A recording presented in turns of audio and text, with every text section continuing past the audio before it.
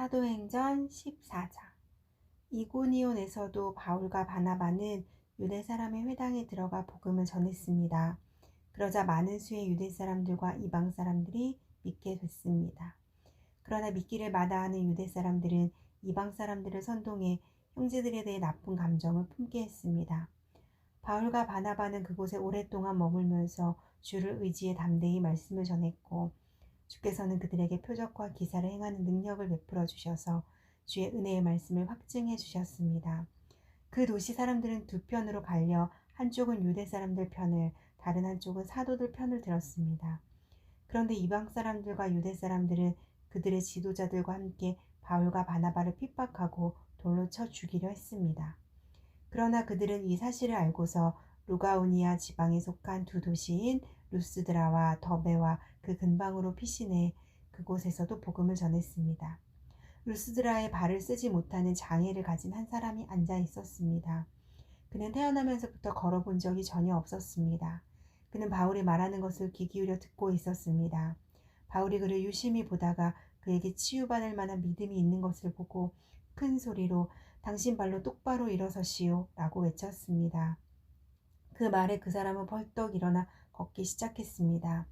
사람들은 바울이 한 일을 보고 루가오니아 말로 소리 질렀습니다. 신들이 사람의 모습으로 우리에게 내려오셨다. 그들이 바나바는 제우스라 부르고 바울은 주로 말을 하기 때문에 헤르메스라고 불렀습니다. 도시 밖에 있는 제우스 신전의 제사장은 황소들과 화환들을 성문 앞으로 가져왔습니다. 사람들과 함께 그들에게 제물로 바치려는 것이었습니다. 그러나 두 사도 바나바와 바울은 이 말을 듣고 옷을 찢으며 사람들 속으로 뛰어들어가 외쳤습니다. 사람들이여, 왜 이런 행동을 합니까? 우리도 여러분과 똑같은 사람입니다. 우리가 여러분에게 복음을 전하는 것은 여러분이 이런 헛된 것을 버리고 하늘과 땅과 바다와 그 안에 모든 것을 만드신 살아계신 하나님께로 돌아오라고 하는 것입니다. 과거에는 하나님께서 모든 민족들이 제멋대로 가도록 내버려 두셨습니다. 그렇다고 하나님께서 자신에 대해 증언하시지 않은 것은 아닙니다. 하나님께서는 자비를 베풀어 하늘에서 비를 내려 때가 되면 열매를 맺게 하시고 넉넉한 양식을 공급해 여러분의 마음을 기쁨으로 가득 채워주셨습니다. 바나바와 바울은 이런 말로 자기들에게 재물을 바치지 못하도록 그들을 간신히 말릴 수 있었습니다. 그때 안디옥과 이고니온에서 유대 사람들이 몰려와 사람들을 선동해 자기들 편으로 끌어들여 바울에게 돌을 던지게 했습니다. 그리고 바울이 죽은 줄 알고 그를 도시 밖으로 끌어냈습니다. 그러나 제자들이 바울 주위에 모여들자 그가 일어나 다시 도시 안으로 들어갔습니다. 그 다음 날 바울은 바나바와 함께 더베로 떠났습니다. 그들은 그 도시에서 복음을 전한 뒤 많은 제자들을 얻게 됐습니다. 그러고 나서 루스드라와 이고니온과 안디옥으로 되돌아가 제자들의 마음을 강하게 하고 늘 믿음에 머물러 있도록 격려해 주었습니다. 또 우리가 하나님 나라에 들어가려면 우리가 마땅히 많은 고난을 겪어야 한다라고 말했습니다.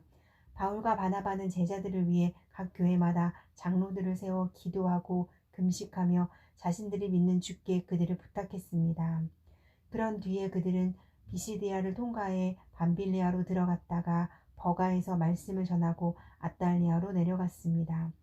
그리고 그들은 아달리아에서 배를 타고 안디옥으로 돌아갔습니다. 이 안디옥은 그들이 선교 활동을 위해 자신들을 하나님의 은혜에 헌신했던 곳인데 이제 그 일을 성취한 것입니다. 바울과 바나바는 안디옥에 도착해서 교회 신자들을 모으고 하나님께서 그들과 함께 행하신 모든 일과 하나님께서 어떻게 이방 사람들에게 믿음의 문을 여셨는지 보고했습니다. 그러고 나서 그들은 제자들과 함께 오랫동안 그곳에 머물러 있었습니다. 사도행전 15장. 유대에서 몇몇 사람들이 안디옥으로 내려와 형제들을 가르쳤는데 모세가 가르친 관례에 따라 할례를 받지 않는다며 구원을 받지 못한다라고 했습니다. 이 말로 인해 바울과 바나바는 그들과 적지 않은 충돌과 논쟁을 벌였습니다. 그래서 안디옥 교회는 바울과 바나바를 세워 몇몇 신자들과 함께 예루살렘으로 보냈습니다. 사도들과 장로들은 이 문제를 어떻게 생각하는지 알아보려는 것이었습니다. 교회의 전성을 받고 여행을 떠난 그들은 가는 길에 페니키아와 사마리아 지방을 거치면서 이방 사람들이 어떻게 개종하게 됐는지를 전했습니다. 이 소식은 모든 형제들을 무척 기쁘게 했습니다. 그들은 예루살렘에 도착해 교회와 사도들과 장로들에게 환영을 받았습니다. 그러고 난 후 하나님께서 자신들을 통해 하신 모든 일을 그들에게 보고했습니다. 그때 바리새파에 속해 있다가 신자가 된 몇몇 사람이 일어나 말했습니다. 이방 사람들이 할례를 받고 모세의 율법을 지키도록 해야 합니다.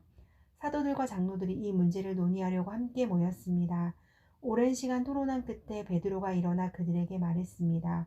형제들이여, 여러분도 알다시피 얼마 전에 하나님께서 여러분 가운데서 나를 선택해 이방 사람들도 내 입술을 통해 복음의 말씀을 듣고 믿게 하셨습니다. 그 마음을 아신 하나님께서는 우리에게 하셨던 것처럼 이방 사람들에게도 성령을 주셔서 그들을 인정하셨습니다. 하나님께서는 그 마음을 믿음으로 깨끗하게 하셔서 우리와 그들 사이에 차별을 두지 않으신 것입니다.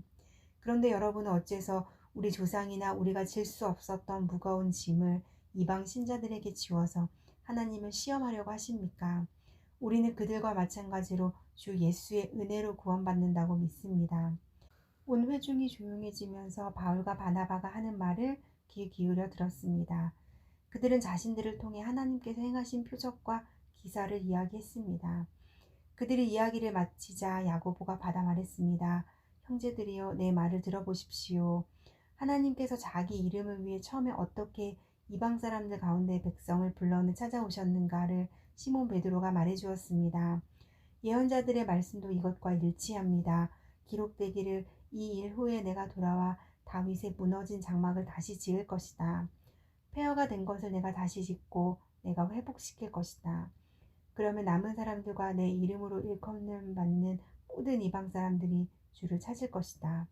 이것은 오래전부터 이 일을 알게 해주신 여호와의 말씀이다. 라고 했습니다. 그러므로 내 판단으로는 우리가 하나님께 돌아오는 이방 사람들을 괴롭게 해서는 안 된다고 생각합니다.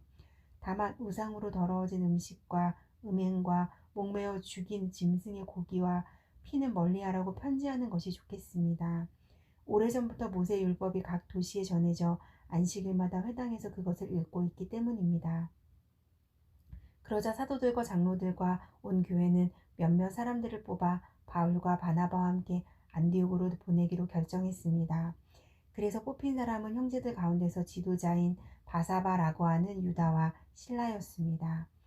그들은 그 사람들 편에 다음과 같은 편지를 보냈습니다. 여러분의 형제인 사도들과 장로들이 안디옥과 시리아와 길리기아에 있는 이방의 형제들에게 문안드립니다. 우리 가운데 어떤 사람이 여러분에게 가서 우리가 시키지도 않은 말을 해서 여러분을 괴롭히고 여러분의 마음을 아프게 했다는 소식을 들었습니다. 그래서 우리가 몇 사람을 뽑아 사랑하는 우리의 형제 바나바와 바울과 함께 여러분에게 보내기로 우리 모두 합의했습니다. 바나바와 바울은 우리 주 예수 그리스도의 이름을 위해 목숨을 건 사람들입니다. 그러므로 우리는 이 편지의 내용이 사실임을 분명히 말해줄 유다와 실라를 보냅니다. 꼭 필수적인 사항 몇 가지 외에는 여러분에게 아무 짐도 지우지 않으려는 것이 성령의 뜻이며 또 우리의 뜻입니다. 곧 우상에게 바쳐진 음식과 피와 목매어 죽인 짐승의 고기와 음행만은 멀리하십시오. 이런 조항만 잘 지키면 되겠습니다. 평안하십시오. 그들은 전성을 받고 안디옥으로 내려가 신자들을 불러 모은 후 편지를 전해 주었습니다. 그 사람들은 이것을 읽고 그 격려의 말씀에 기뻐했습니다. 유다와 실라도 예언자였기 때문에 여러 가지 말로써 그 형제들을 격려하고 힘을 북돋워 주었습니다. 그들은 안디옥에 얼마 동안 머물러 있다가 평안히 가라는 형제들의 전송을 받고 그들을 파송한 예루살렘으로 돌아갔습니다. 그리고 바울과 바나바는 안디옥에 계속 머물러 있으면서 다른 많은 사람들과 함께 주의 말씀을 가르치고 전파했습니다. 며칠이 지나자 바울이 바나바에게 말했습니다. 우리가 주의 말씀을 전했던 도시마다 모두 다시 방문해 그들이 어떻게 지내고 있는지 알아봅시다. 바나바는 마가라고도 하는 요한을 함께 데리고 갈 생각이었지만 바울은 그를 데려가는 것이 현명한 처사가 아니라고 생각했습니다. 마가 요한은 전에 밤빌리아에서 그들을 떠나 그 사역에 끝까지 함께하지 않았기 때문입니다. 이 일로 심한 말다툼 끝에 바울과 바나바는 서로 갈라서게 됐습니다. 바나바는 마가를 데리고 배를 타고 키프로스로 갔습니다. 바울은 신라를 선택해 주의 은혜를 간구하는 형제들의 환송을 받으면서 안디옥을 떠났습니다. 바울은 시리아와 길리기아를 거쳐가면서 교회들을 강건케 했습니다. 사도행전 16장. 바울은 더베에 갔다가 루스드라로 갔습니다. 그곳에는 디모데라는 제자가 살고 있었습니다. 그 어머니는 유대 사람으로서 믿는 사람이었지만 그 아버지는 그리스 사람이었습니다. 디모데는 루스드라와 이고니온의 형제들에게 칭찬받는 사람이었습니다. 바울은 전대 여행에 그를 데려가고 싶었습니다.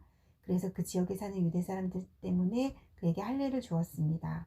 그것은 그의 아버지가 그리스 사람이라는 사실을 그들 모두가 알고 있었기 때문입니다. 그들은 여러 도시들을 다니며 예루살렘의 사도들과 장로들이 결정한 규정을 신자들에게 전하며 지키게 했습니다. 이렇게 해서 교회들은 믿음 안에서 더욱 굳건해지고 그 수가 날마다 늘어났습니다.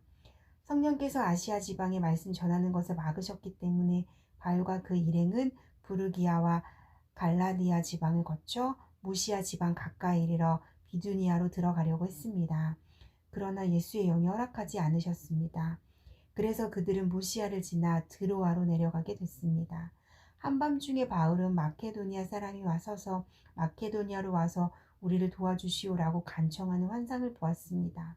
바울이 이 환상을 본 후에 우리는 그들에게 복음을 전파하라고 하나님께서 부르셨다고 확신하고 즉시 마케도니아로 떠날 준비를 했습니다. 우리는 드로아에서 바다로 나와 배를 타고 사모드라게로 곧장 갔다가 이튿날 네아폴리로 갔습니다. 그곳에서 우리는 로마의 식민지로서 마케도니아 지방에서 첫째 가는 도시인 빌립보에 들어갔습니다. 우리는 그곳에서 며칠을 머물렀습니다. 안식일에 우리는 혹 기도할 곳을 찾을 수 있지 않을까 하는 기대감으로 성문 밖 강가로 나갔습니다. 우리는 그곳에 앉아서 거기 모여있던 여인들에게 말씀을 전했습니다. 말씀을 듣던 사람들 가운데 루디아라는 여인이 있었습니다.